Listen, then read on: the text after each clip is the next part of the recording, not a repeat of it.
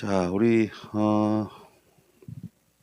좀 다 많이 읽었을 테니까 우리 11절만 읽도록 하겠습니다. 시작.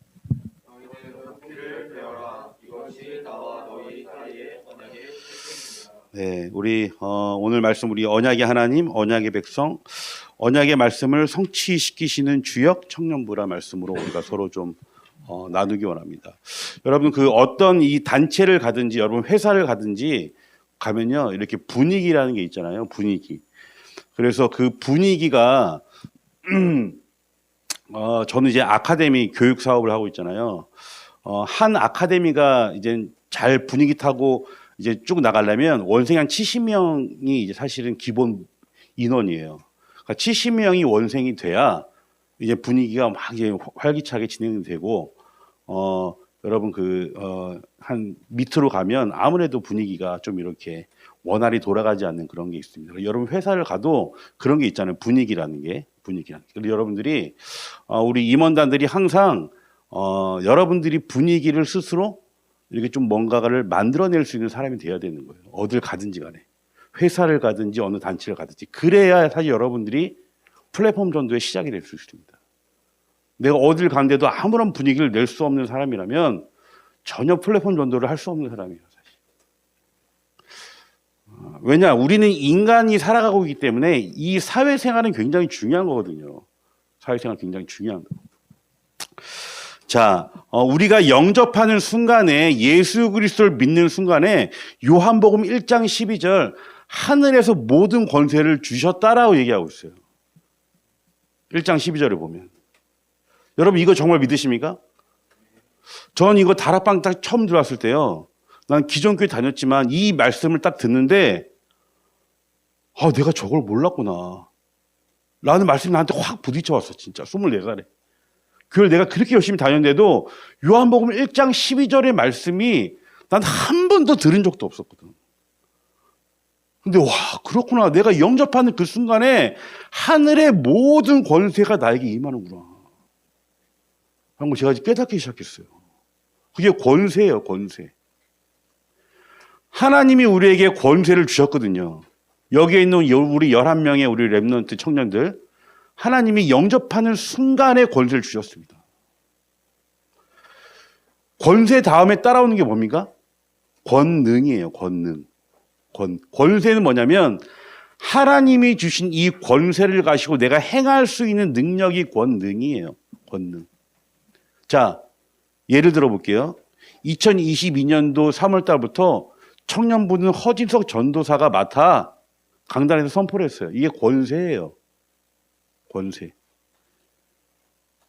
권능은 뭐냐면 내가 이 권세를 가지고 청년부를 어떻게 부흥시키고 전도운동하는 팀으로 만들 것인가는 나의 능력이라는 거예요. 이게 권능이에요. 권능. 하나님이 여러분에게 권세를 다 주셨는데 나에게 왜 권능이 나타나지 않느냐. 여러분 이거 묵상해 봐야 됩니다. 사실. 권능이고 뭐고 나는 지금 월급 내가 250만 받기도 빠듯해요. 나 권능이고 뭐고 나 더 좋은 회사 가는 게 내 목표예요. 나 권능이고 뭐고 나 빨리 결혼해가지고 이런 사람이라면 아직 이 시간표가 아니겠죠. 제가 왜 이 말씀을 드리냐면요. 전 이번 주에 이 말씀을 붙잡고 삶 흐름이라는 단어를 찾았거든요. 삶 흐름을 계속 묵상해 봤습니다. 하나님이 원하시는 삶 흐름이라는 게 뭘까? 저는 계속 생각해 봤어요. 요즘 이태원 사건이 이렇게 발달돼가지고 막 세상에서 얘기를 합니다. 이게 저랬다, 대책이 잘못됐다, 뭐가 잘못됐다, 뭐가 어땠다. 막 얘기를 해요. 근데 저는 우리 청년들은 좀 이런 거 가지고 포럼도 할 필요도 있다라는 생각이 저는 듭니다. 앞으로 여러분들 이런 일 계속 벌어질 거거든요.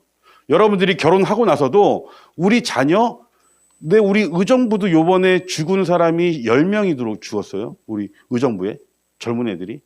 우리 의정부 10명이 시신이 들어왔어. 근데 직접적으로 나는 우리 학원 애들 막 다 연락해봤지만 다행히 없었지만 내가 몇 달이 건너서 이제 들어보니까 우리 학원을 다니던 원생의 친구, 딸인데 산 거야. 이태원을 갔는데 살았어. 어떻게 살았냐면 친구들은 죽었어요. 근데 걔만 살았어. 그 죽은 시간에 친구 누가 다른 데로 부른 거야. 이태원에 있는데. 야, 잠깐 나 만나러 어디 좀 와. 이래서 걔는 살았어. 물론 이제 뭐, 그 친구 다 죽은 게 아니라 몇 명만 이제 좀 부사당했다고 얘기를 하는데요. 무슨 얘기냐면 여러분들, 이런 사건 속에 여러분들이 정말 복음운동과 복음의 눈으로 어떻게 바라봐야 되는지 여러분끼리 진짜 포럼하면서 앞으로 이런 일들이 나왔을 때 어떻게 난 이걸 대처할 것인가 여러분이 좀 많이 생각하시고 기도하셔야 된다라는 생각이 듭니다. 그냥 이렇게 넘어갈 부분은 아닌 것 같아요. 저는 이런 생각이 들었어요. 첫 번째는 복음이죠, 물론. 우리 청년들의 복음, 교회에서 그렇게 그 가운데 그 할로윈 파티에 갔던 친구들 가운데 기독교인이 없었겠습니까? 있었겠죠. 오늘 유 목사님도 그런 얘기 했잖아요. 김건희 여사가 고3 때까지는 신앙인이었다. 무슨 얘기입니까? 복음을 못 들었다는 거예요. 복음의 분별력이 없었다는 거예요. 사실. 그러면 어른들은 뭐라고 얘기하죠? 야, 너희들 왜 거기 갔어? 너희들 왜 그런 데 가? 이것도 치부할 문제는 아닌 거예요. 청년들의 문화거든요, 문화. 그죠? 이게 잘못된 문화지만 그 문화를 어떻게 우리가 바꾸고 우리가 회복시켜야 될 것인가? 우리 청년들 사실 기도하셔야 되는 거예요. 근데 저는, 본질을 좀 너무 이게 흐리지 않았으면 좋겠다. 라는 생각이 이번 일주일 동안 이게 좀 들었습니다. 이 말씀을 들으면서 여러분, 언약의 하나님, 언약의 말씀으로 언약의 백성으로 우리를 불러주셨고 우리를 인도하신다. 너무나 우리가 잘 알고 있는 거죠. 여러분 혹시 이 단어 알아요?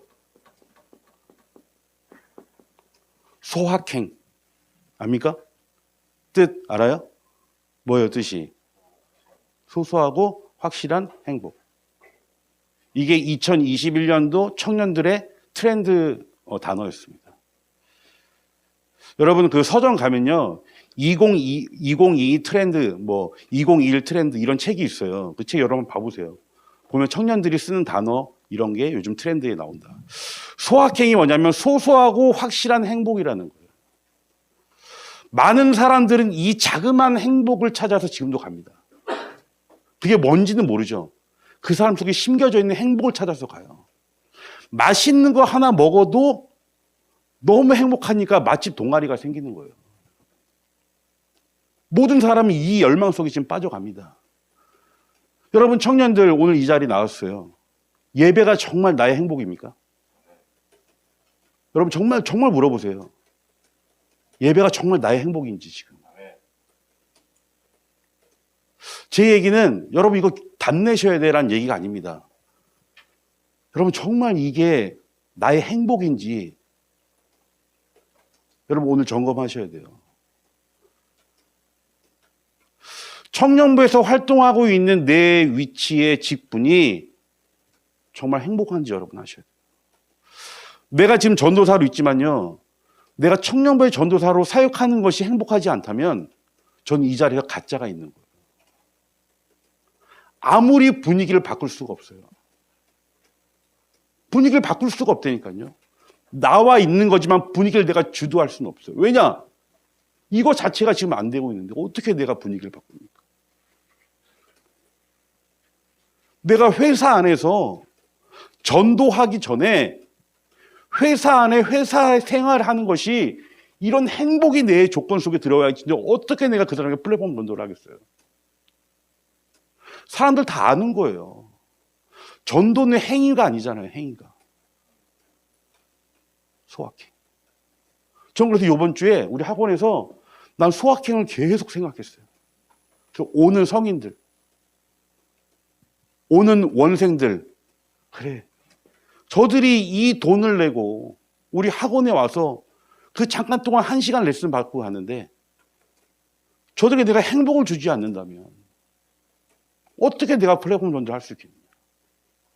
열심히 하라는 게 아니고요. 이건 전달되어지는 거기 때문에. 다시 우리가 영적으로 들어가면 진짜 행복은 하나님을 떠났기 때문에 우리가 하나님을 만나는 것이 진짜 행복이잖아요. 여러분 이건 다 알고 있는 사실이잖아요. 우리가. 이번 주에 목사님께서 뭐라고 말씀하셨냐면요.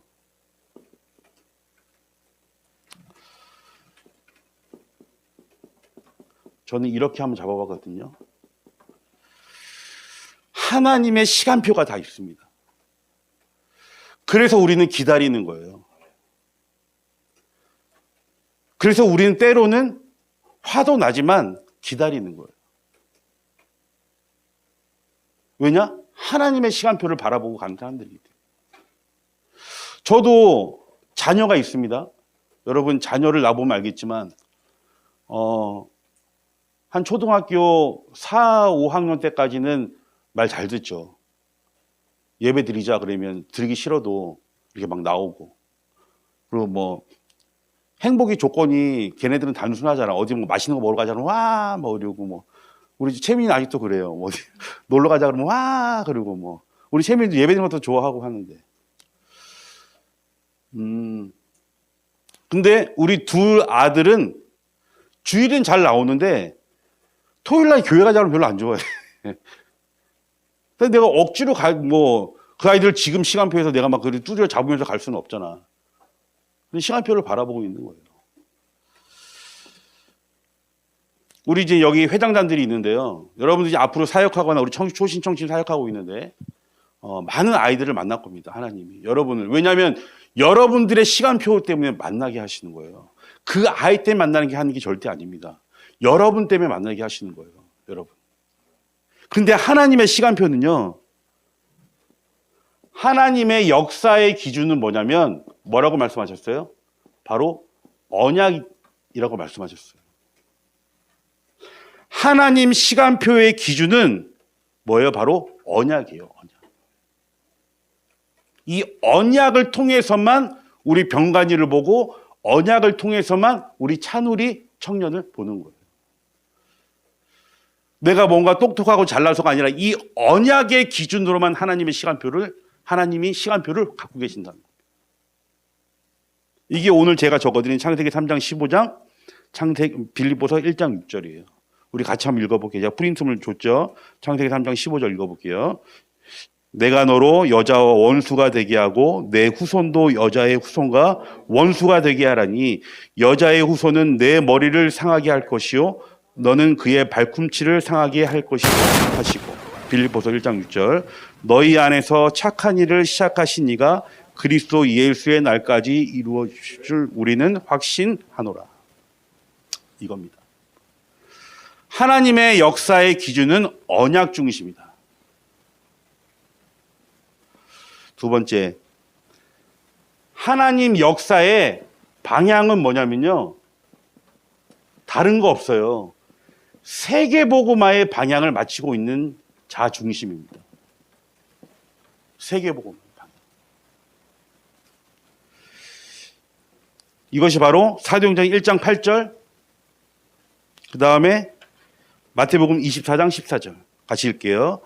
오직 성령이 너희에게 임하시면 너희가 권능을 받고 예루살렘과 온 유대와 사마리아 땅까지 이르러 내 증인이 되리라 하시니라. 이 천국 복음이 모든 민족에게 증언되기 위하여 온 세상에 전파되리니 그제야 끝이 오리라. 자, 이거예요. 하나님의 방향은 세계 복음화예요. 이 복음이 땅 끝까지 증거되는 그 순간까지. 그래서 다른 얘기 할 필요 없고요. 여러분들의 삶을 세계복음화의 방향으로 지금 맞추시는 거예요. 그럼 내가 뭔가를 대단한 거를 해야 된다는 얘기가 아니에요. 지금 여러분들이 하고 있는 그 일을 지속하시라는 거예요. 그게 하나님의 시간표라는 거예요. 하나님의 시간표.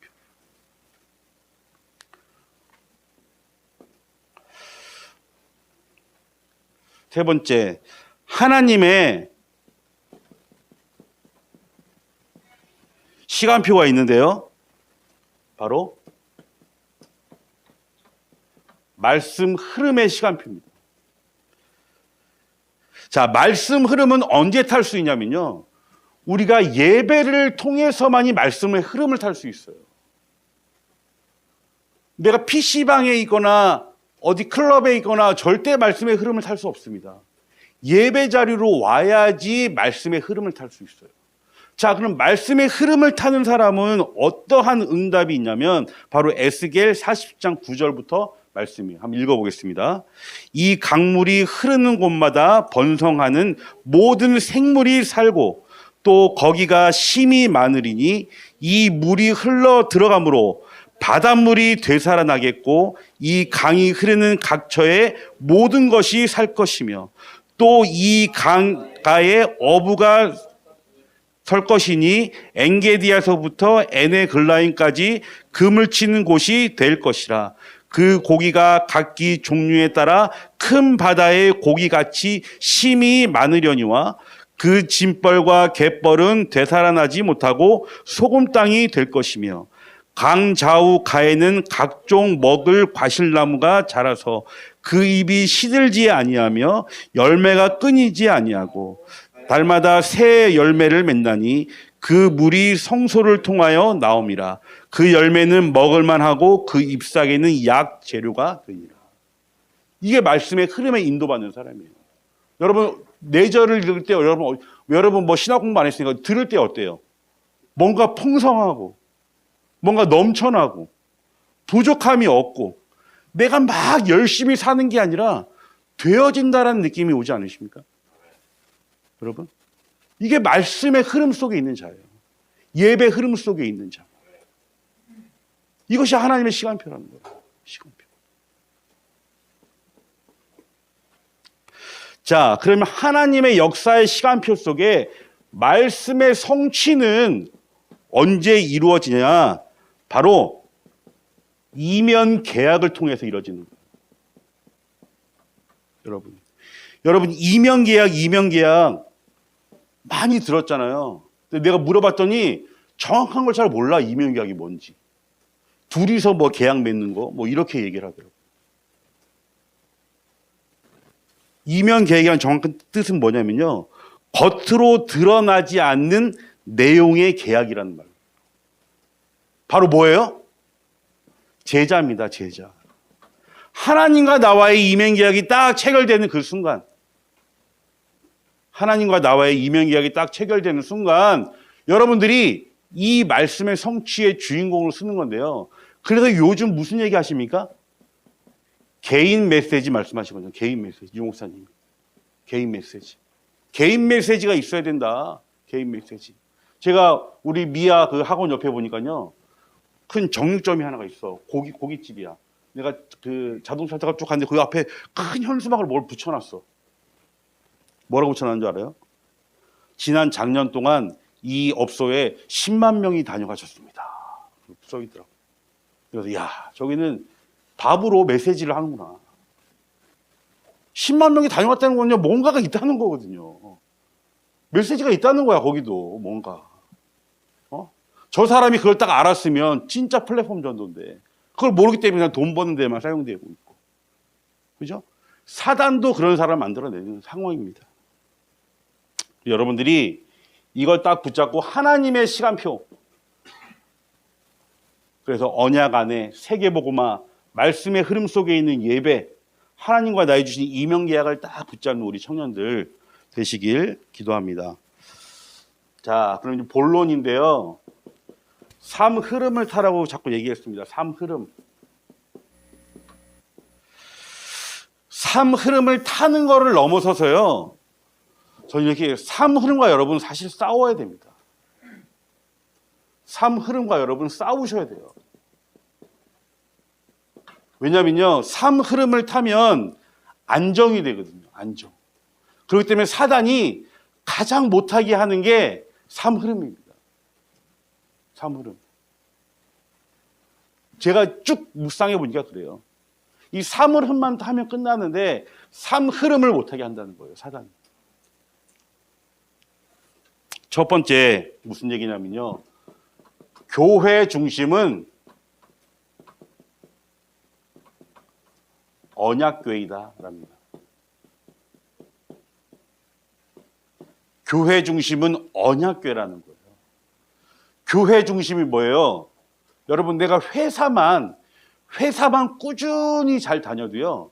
그 사람 경제적인 것은 문제되지 않습니다. 여러분 세상에 살아갈 때도 내가 회사 1년 다니다가 또 6개월 쉬고 또 1년 다니다가 쉬고 여러분 텔레비 보면 부부들 갈등이 있어 나오는 사람 보면 대부분의 문제가 뭐예요? 경제 문제예요. 경제 문제. 근데 그분들의 대부분의 문제를 보면 남자가 제대로 된 일자리를 못 구해. 그리고 오래 가지 못해. 그러니까 집안이 안정이 안 되는 거예요. 안정은 뭐예요? 영적인 안정이에요. 영적 안정은 교회 중심의 삶이에요. 교회 중심 삶. 그래서 이스라엘 백성의 12지파들이 그 현장 속에서 성막을 중심으로 살았고요. 그죠? 하나님께서 가나안 땅 이후에는 어디 중심으로? 성전 중심으로. 사도행전 2장 이후에는 어디요? 교회 중심으로 살게 하신 거예요. 무슨 얘기냐? 교회 중심으로 살아야 내가 모든 영적 안정이 찾아진다는 거예요. 그러면 다시 바꿔서 얘기해 볼게요. 전사님, 저 요즘 인턴 예배 드리고 있어요. 저 요번에 제주도로 가는데요. 저거 제주도 그 언약교회 갈게요. 전사님, 저 여기 회사가 저쪽으로 옮겨져가지고요. 저 예원교회 그쪽에서 예배 드릴게요. 여러분, 이런 얘기 어떻게 생각하세요? 이런 얘기 어떻게 생각하세요? 저는 교회 중심은 아니라고 봅니다. 하나님이 내가 이때까지 47년 살아오면서 내가 하나님께 인도받아 본 거로는 그래요. 그건 교회 중심이 아닐 수 있다는 생각입니다. 만약에 병관이가 발령을 저 대전으로 갔어. 그러면 교회 중심은 이렇게 결정이 돼야 되는 거예요. 저 그럼 대전 열방교회로 갈게요.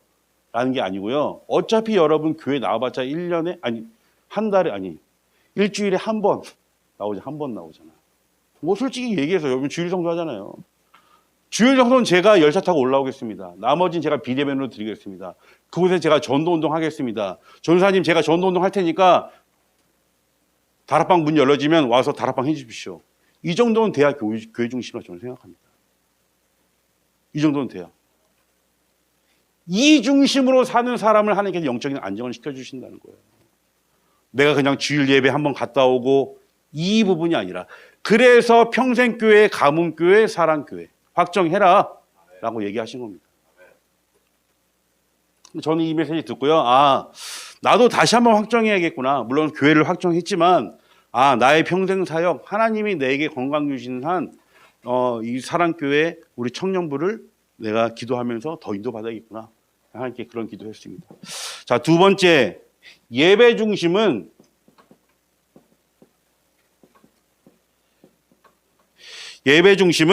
나를 바꾸고 예배가 우선되는 삶이다.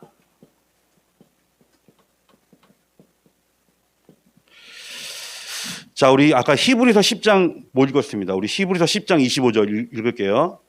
모이기를 패하는 어떤 사람들의 습관과 같지 아니하고 오직 권하여 그 날이 가까움을 볼수록 더욱 그리하자. 자, 그 다음 거 읽어볼게요. 고린도후서 4장 4절 시작. 그 중에 이 세상의 신이 믿지 아니하는 자들의 마음을 혼미하게 하여 그리스도의 영광의 복음의 광채가 비치지 못하게 함이라. 그러므로 하나님의 형상이니라. 자, 예배 중심이에요. 히브리서, 고린도후서 4장 4절. 자, 세상의 신이 장악해 있기 때문에요. 미혹의 영이 계속 나를 힘들게 하는 거예요. 미혹의 영이. 여러분, 여기서 벗어나셔야 된다는 거예요. 우리 청년들 월요일부터 금요일까지 얼마나 세상 문화에 많이 이끌어 삽니까? 여러분, 안 그런다고 하지만, 그래서 여러분들이 이 예배 중심은 나를 바꾸고 예배가 우선시 되는 삶이다. 여러분, 딱 여러분 결정하셔야 돼요. 그래서 예배를 통해서만 나를 어떻게 한다? 바꿀 수 있는 시간이라는 거예요. 제가 지금 음악학원을 20년째 하고 있습니다. 27살 때부터 제가 시작을 했어요. 제가 20살, 7살 때 왜 시작했냐면요. 나는 교회에서 이런 찬양팀을 너무 하고 싶어. 근데 형들을 보니까 나이를 먹으면 못해. 돈 벌러 가야 돼서. 그래서 이거 어떡하지? 난 그렇게 하기 싫은데. 그렇게 막 서운했던 형들. 난 하나님을 위해서 찬양하며 살겠습니다라고 했던 형들이 결혼하면 점점 바뀌는 거야. 점점 믿음이 떨어지고 찬양팀도 안 하고 막 이런 모습. 그래서 왜 그럴까 생각하다 내가 그때 느낀 게 뭐냐면 저들이 내가 하나님 주신 이 달란트를 가지고 업이랑 연결시켜야겠다 생각해도 내가 만든 게 사실 아카데미입니다. 제가 무슨 얘기를 하려고 하냐면요. 보세요. 예배 중심을 통해서 나를 바꾸지 않으면 여러분 그 분야에서 계속 쇠퇴됩니다. 여러분 하고 있는 전문 분야에서 쇠퇴돼요. 제가 27년 음악학원 했다고 했잖아요. 제 나름대로 계속 변화하면서 왔습니다. 20년 동안 내 주변에 있는 실용음악학원 변화하지 못한 학원들이 문 닫았어요. 여러분 코로나19 하나님 코로나 이 시점 속에서 유 목사님 계속 말씀하신 게 뭡니까? 변하고 갱신밖에 없다는 거예요. 비대면 시대. 나를 바꾸는 이 예배 중심 속에서 하나님이 주신 메시지를 듣고 힘 얻어서 나를 바꿔야 돼요. 여러분. 그럼 진짜 나를 바꾸셔야 돼요. 저는 지금도 제가 바꿔야 될 시간표가 제가 있거든요. 제가 지금 기도하고 있습니다, 사실. 근데 내가 세상에 따라서 내가 바뀌어야 돼라고 하는 사람들도 있어요. 왜냐하면 성공자들. 그런 사람들은 당연히 나중에는 한계 와서 망하죠. 우리는 그거 알고 있잖아. 어디서 바뀌어야 돼? 예배를 통해서 바뀌어야 돼요. 그래서 바울이 뭐라고 얘기했어요? 하나님께 나를 각으로 드리고 싶다라고 얘기했어요. 고백했어요. 여러분 각이 뭐예요? 여러분 그 토막이야 토막. 이 정도로 나를 각을 떠가지고 하나님께 드리고 싶다고 얘기하는 거야. 나를 안 바뀌어지니까.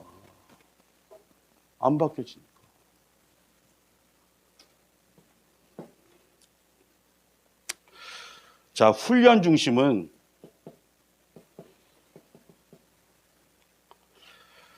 나를 갱신하고 전신갑주를 입는 것이다.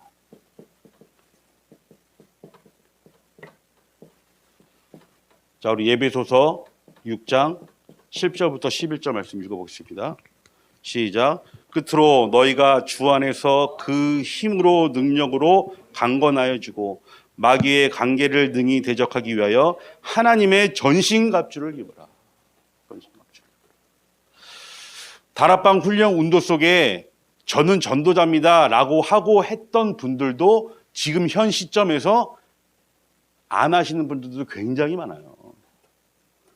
옛날에 저 이런 전도 운동 했어요. 막 간증자로 떠돌아다니면서 했던 분들 가운데 거의 80% 이상이 사실은 지금 안 하고 계신 분들이 많아요. 다시 말하면요. 전도 운동은 내가 일으켜서 할 수 있는 것은 사실 한계가 있는 거예요. 하나님이 그 삶 속에 역사하셔야 돼요. 내가 좀 더 결론을 말하겠습니다. 여러분 그래도 우리 청년들은요. 내일부터 강단 메시지에서 나오면 딱 3가지 눈으로 정리하세요. 플랫폼, 파수망대, 안테나. 본문을 가지고 플랫폼, 파수망대, 안테나. 여러분 정리하세요. 여러분 내가 막 다락방 연다고 30개 뛴다고 다락방 하는 거 아니에요, 사실. 어쩌면 자기 만족일 수 있어요. 자기 만족. 자, 훈련 중심으로 나를 갱신하고 아까 제가 얘기했죠. 이 얘기를 세상 사람들은 너무 잘 알고 있어. 요번에 그 프로그램 이름이 뭔데? 그 박진영 나오는 거예요. 합창하는 거거든요. 여러분 잘 보시나요? 그 제목이 뭐지 그게? 싱글 포유인가? 하여튼 그런 거예요. 그거 재밌어. 전사님 그거 저녁에 보거든요. 박진영이 이런 얘기를 해요. 그 옆에 있는 김영석이라고 있어. 작곡가한테 그래요. 그러니까 형 우리 음악했지만 우리 지금 음악으로 이렇게 갱신하지 않은 사람은 지금 시대 지금 형이 같이 했을 때 많이 없어졌지. 그러니까 그 형이 그래요. 라고 얘기해요. 무슨 얘기냐면요. 갱신한다는 것은 내가 훈련을 안 받는다는 거거든요. 여러분 훈련 받지 않으면 하나님의 전신갑주를 입을 수 없다는 거예요. 여러분. 특히 우리 여기 있는 10명, 우리 청년부를 이끌어갈 우리 미래의 지도자들 10명. 째려보지 말고. 째려보는 거 아니지. 우리 훈련 받아야 돼요, 진짜. 훈련. 조사님 저 훈련 많이 받았어요. 나도 받았어. 근데 훈련은 뭐냐면 계속 반복인 거야. 여러분 군대 갔다 왔잖아. 5분 대기조 해본 사람 있어요? 5대기. 5대기 아나? 5대기. 우리 여자친구들은 모르죠? 유리 좀 아는 듯한 얼굴이야. 몰라요? 5대기. 워카도 쉬는 채 자잖아. 그죠? 워카도 쉬는 채 자. 군복도 입은 애 자. 비상면이 떨어지면 바로 일어나서 나갈 수 있도록 하는 게 5분 대기조야. 저는 군대 2년 6개월 동안요. 1년 반은 제가 군악대 생활을 했어요. 문선대 생활. 재밌었죠. 막 응학하면서. 1년은 제가 보병 생활을 했거든요. 보병은 무조건 군 훈련에서 뭘 하냐. 완전 그냥 싸고 빨리 정상으로 올라가는 게 그 사람의 전투력이야. 죽든 말든 그거 신경 안 써. 빨리 군장 메고 정상으로 올라가서 위에서 올라오는 북한군을 쏘는 게 그 사람들의 전투력이에요.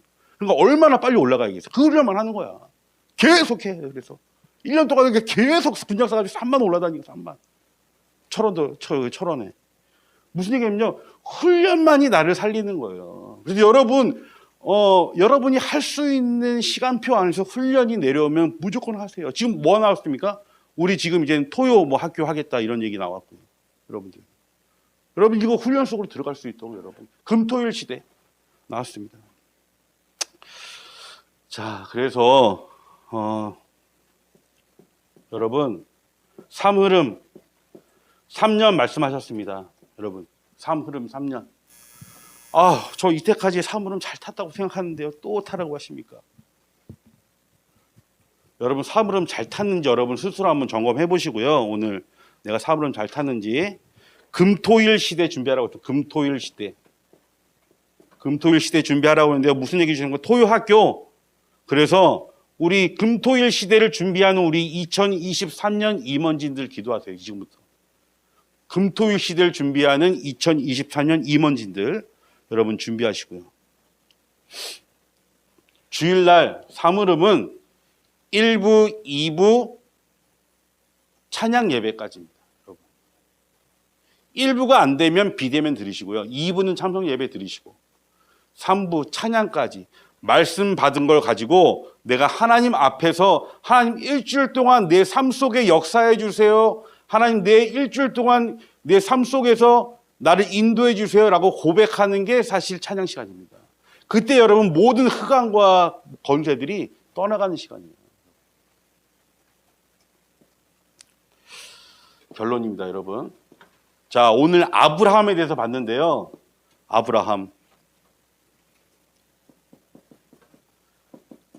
아브라함의 플랫폼은 뭐였냐면요. 아브라함의 플랫폼은 창세기 12장 말씀이었어요. 내가 너로 민족의 아버지가 되게 하겠다.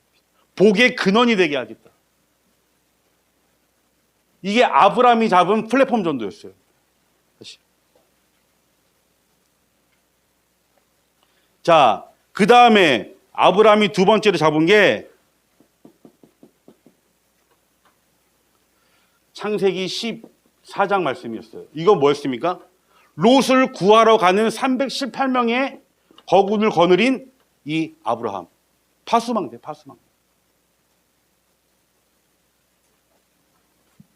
플랫폼, 파수망대, 안테나. 뭐였어요? 안테나는 뭐예요? 이제 하나님과 이 언약의 이거를 맺고 이면 계약을 맺고 하나님이 주시는 그 땅을 향해서 이제 나가는 겁니다. 축복을 향해서 나가는 겁니다. 이거 뭡니까? 창세기 22장. 그 전에는 여러분 오늘 본문의 16절에 16장을 읽었잖아요. 16절에 6장을 보면 여러분 아브라함이 그 이스마엘을 낳습니다. 이스마엘을 낳고 그 이스마엘과 막 이스마엘을 귀하게 여겼던 이런 장들이 나와요. 그 다음에 하나님이 이제는 그 17장 이후에 이런 언약을 세우시고 17장 후반부에 가면 또 이제 하나님 그 이스마엘이 빠져가지고 이제 아브라함이 막 노는 그 아들 바라보면서 우쭈쭈쭈쭈 막 노는 이런 귀절들이 나와요. 여러분 보시면 아시겠지만. 그 다음에 주신 아들이 바로 이삭 아닙니까? 이삭. 하나님과 정확한 보좌의 축복을 통해서 소통하는 이 창세기 22장. 이것이 바로 아브라함이 주셨던 파수망대, 플랫폼 파수망대 안테나. 그래서 우리 청년들은 이제 목사님 내일도 이제 메시지를 주실 거예요. 여러분 그걸 쭉 보시면서 여러분 개인이 붙잡은 그런 단어와 함께 한 주간 여러분 이런 플랫폼 파수망대 안테나의 눈으로 여러분 좀 정리하셔서 여러분들이 그런 것을 좀 인도받았으면 좋겠다라는 생각이 듭니다. 자, 기도하겠습니다. 하나님 감사합니다. 우리 청년들에게 이 시간 은혜 주셔서 정말 언약의 말씀을 붙잡고 하나님이 주신 삶 흐름을 타며 현장을 살리는 우리 헵시바 청년들 될 수 있도록 축복하여 주시옵소서. 이 모든 말씀 예수 그리스도 이름으로 기도드렸습니다. 아멘.